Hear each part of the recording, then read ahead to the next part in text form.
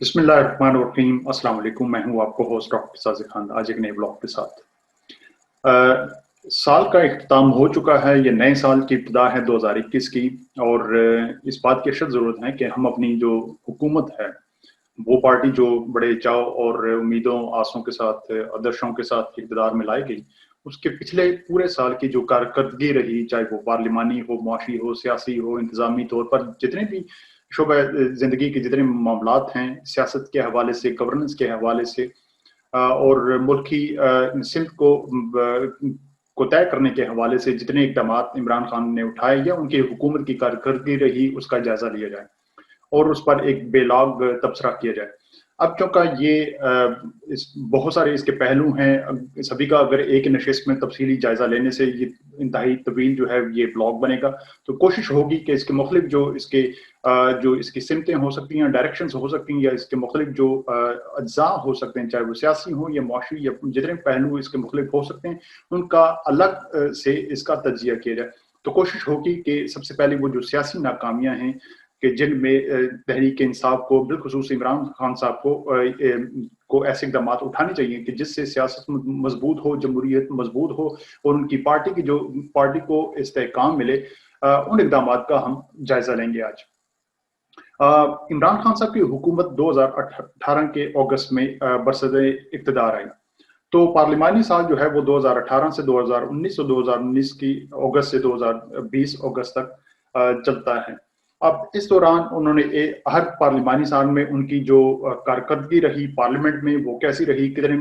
Bills pass हुए, कितने पार्लियामान जो इसमें एग्जीक्यूटिव जो ऑर्डिनेंसेस वो पास हुए, और जमहूरी जो अक़दार जिन्हें पार्लियामेंट में मजबूत किया जाना था, या पार्लियामान जो अवामी उमंगों और जो मुल्क की सिमत का एक ऐसा अदारा है कि जहाँ पर मुल्की मसाइल का हल सिर्फ पार्लियामान में हुआ जाना चाहिए, उसे किस कदर वक़्त और अहमियत दी गई, ये इंतहाई अहम है, ताकि तहरीक इंसाफ की जो हुकूमत है या जो इमरान खान साहब का विजन और पीटीआई का मंशूर है, उसे पार्लिमानी जो कारकर्दगी रही उसी पैमाने पर जांचा जाए। तो अगर 2019 के अगस्त से लेकर 2020 के अगस्त तक और जो बाद के जो माह रहे, अगर उनमें देखा जाए, तो ये साल एक पार्लियामान जो थी वो एक बेवकूफ़ और कम अहमियत वाला दायरा उभर कर सामने आया। मतलब शोर शराबा रहा, अपोजिशन और हुकूमती जो अरकान थे वो बाहम दस्तो गिरबान रहे, और इसमें बहुत सारे इल्ज़ामात और गालम गलोच और ऐसी गुफ्तगू शनीद और ऐसा लहजा इख्तियार किया गया जो कि जिससे टीवी पर दिखाना या अवाम को दिखाना जिसे शायद मुनासिब ना समझा जाए। अब ये इसलिए ज़रूरी है कि पार्लियामान को मजबूत किया जाए कि अगर हुक्मरान हो या अपोजिशन हो, अगर वो अवामी हकमियत पर, आइन की बालादस्ती पर, कानूनी ज़ाब्तों पर यकीन रखते हैं, वोट की हुर्मत पर यकीन रखते हैं, तो ये बात लाजमी है कि वो पार्लियामान में अपने मसाइल हल करें, डायलॉग को तरतीब दें, कंस्ट्रक्टिव और मुस्बत जो है वो बहस को तरवीज दें, और जितने भी मुल्की मसाइल हैं उनका हल जो है वो पार्लियामेंट जैसे मुकद्दस ईवान कहा जाता है, वहां पर अपनी बहस से, मुबाहिसे से और जो तफसीली इसमें डायलॉग हो सकता है, उसके जरिए अपने मसाइल को हल करें। अब अगर इसकी कारकर्दगी देखी जाए तहरीक इंसाफ की, तो 2018 या 2019 के अगस्त से लेकर 2020 तक वजीर आजम साहब, पहले इनकी हाजिरी देख लीजिए पार्लियामेंट में। वजीर आजम ने 2018 के 2019 अगस्त इस पार्लियामानी साल में उनकी जो हाजिरी थी वो सिर्फ 14 मरतबा वो पार्लियामेंट में आए, माफ कीजिए 12 मरतबा पार्लियामेंट में, जो पार्लियामानी जो सेशन के लिहाज से ये हाजिरी थी वो 14% बनती थी, यानी इंतहाई कम। लेकिन 2019 से 2020 के पार्लियामानी साल में तो उन्होंने ये उससे भी कम तादाद में आकर ये रिकॉर्ड अपना तोड़ा, सिर्फ वो 9 मरतबा है, जो कि 10% से कम भी उनकी पार्लियामानी हाजिरी बनती है। अब आपको याद होगा 2018 के अगस्त में जब वो इक़्तिदार में आए और पार्लियामेंट का पहला सेशन था, तो उन्होंने जो अपोजिशन थी और अपनी पार्लियामेंट और अपनी कौम के सामने ये वादा किया कि वो जो भी अपोजिशन के सवालात होंगे, जो उनके तहफ़्फ़ुज़ात होंगे, जो मुल्की मसाइल पर उनके जो इंक्वायरीज होंगी, वो खुद पार्लियामेंट में हर 2 हफ्तों में खुद आकर उनके जवाबात दिया करेंगे। अब देख लीजिए कि हर साल उनकी ये पार्लियामानी जो हाजिरी थी वो कम होती गई। جس کا جو ایک اس رجحان کو ظاہر کرتا ہے کہ پاکستان کا کوئی بھی منتخب وزیر اعظم آ جائے، وہ جب اپوزیشن میں ہو تو وہ جمہوریت پر، پارلیمان کی جو اہمیت ہے اس پر زور دیتا ہے، لیکن جب وہ اقتدار میں آ جاتا ہے تو وہ پھر ایک آٹوکریٹک سسٹم کو جو ہے وہ اسے پسند کرتا ہے کہ جب نہ اسے کوئی سوال جواب کرے، نہ وہ کسی کے سامنے جواب دہ ہو، اور نہ وہ پھر پارلیمان کی اہمیت کو تسلیم کرنے کو تیار ہوتا ہے۔ اب اسی عرصے میں اگر آپ بلز کو دیکھیں تو اس عرصے میں جو پارلیمانی سال کی جس کی تکمیل 12 اگست 2020 کو ہوئی، 19 اور 20 کے درمیان، اس ایک سال میں جو صدارتی آرڈیننس یعنی کہ بل جو ہے وہ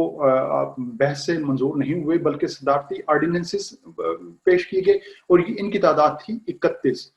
پچھلے سال یعنی کہ 2018 اور 2019 میں یہ 7 تھی، لیکن اس سال 2019 سے 20 اگست کے درمیان پارلیمانی سال میں ان کی تعداد بڑھ کر 31 ہو گئی، جو اس بات کا مظہر ہے کہ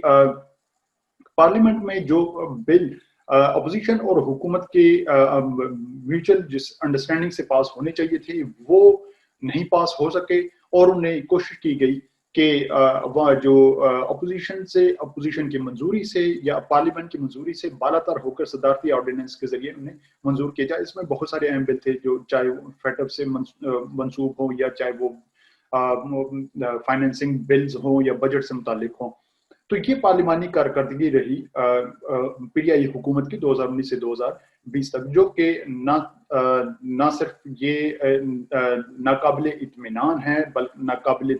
تسلی بخش ہے، بلکہ یہ اس بات کا رجحان بھی دکھا رہی ہے، یہ ایک پیٹرن کو شو کرتی ہے کہ تحریک انصاف کی جو حکومت تھی وہ اپنے منشور کے مطابق پورا نہیں اتر رہی، اور پارلیمان کو اتنی اہمیت نہیں دے رہی جو اسے دینی چاہیے۔ یہ ایک اس کی سیاسی ناکامی سامنے آتی ہے۔ اب دوسری سیاسی ناکامی جو ہے عمران خان کی، بالخصوص عمران خان کی، چونکہ وہ جمہوریت اور وہ ایسے اصولوں پر یقین رکھتے ہیں کہ جو جمہوریت کی بنیادی جو تعریف ہے کہ جس میں عوام کی جو قیادت ہو کسی بھی سیاسی جماعت کی، وہ نچلی سطح سے ابھر کر سامنے آنی چاہیے، اور کسی موروثیت کو، ملوکیت کو جو ہے وہ اسے نہیں ہونا چاہیے پارٹی سربراہ، یا ایک جو یہ وراثتی موروثی جو سلسلہ ہے اسے روکنا چاہیے۔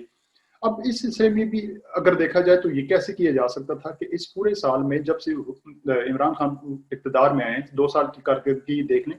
تو ان 2 سالوں میں عمران خان صاحب نے اپنی پارٹی کو سیاسی بنیادوں پر مضبوط کرنے کی کوشش نہیں کی۔ ہونا تو بھی چاہیے تھا کہ جب وہ اقتدار میں آئے تو انہیں چاہیے کہ وہ اپنے بعد میں جو ان کی پارٹی ہے اسے بنیادی طور پر اسے مضبوط کرتے، ایسی قیادت کو سامنے آنے کا موقع دیتے کہ جو ان کی غیر حاضری میں یا کسی ناگہانی آفت میں اس پارٹی کا جو ہے وہ قیادت سنبھالنے کا کوئی اہل شخص سامنے آتا۔ اب ان کی یہ جو ایک روٹین چلی جا رہی ہے کہ وہ اقتدار تو کر رہے ہیں، اقتدار میں ہیں، لیکن غیر حاضری میں یا ان کی اگر کسی سلسلے میں نہ ان کی نااہلی ہو جاتی ہے، وہ کامیاب نہیں ہوتے یا وہ اقتدار سے الگ ہو جاتے ہیں، تو پارٹی یا تو پھر اولیگارچ، انڈسٹریلسٹ، فیوڈل کلاس، یا پیسوں والے، یا کسی ایسے جانے مانے چہرے جو کرپشن میں لتھڑے ہو، جو پارٹی نظریات سے کمیٹڈ نہ ہو، جو اس پارٹی کے منشور سے متفق نہ ہو، یہ پارٹی پھر انہی عناصر کے ہاتھ میں جانے کا اندیشہ ہوگا۔ تو ہونا یہ چاہیے کہ پارٹی کی بنیادی جو کونسلز ہیں جو نچلی سطح پر ہیں وہاں پر انتخابات ہونے چاہیے، وہاں سے پارٹی کو منتخب ہونا چاہیے، اور ایسی قیادت سامنے ابھر کر آئے جو اہل ہو، پارٹی نظریات منشور سے کمیٹڈ ہو، جو نظریاتی ہو، جو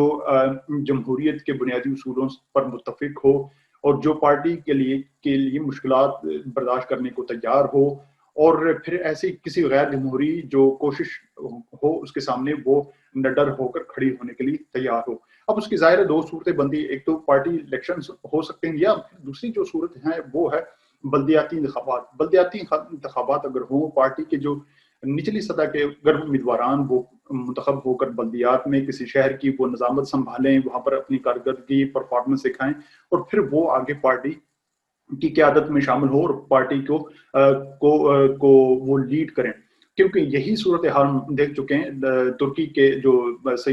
جو ان کے صدر ہیں طیب اردوغان، وہ اسی طرح پارٹی کے نچلے کیڈر سے پارلیمانی انتخابات کے ذریعے وہ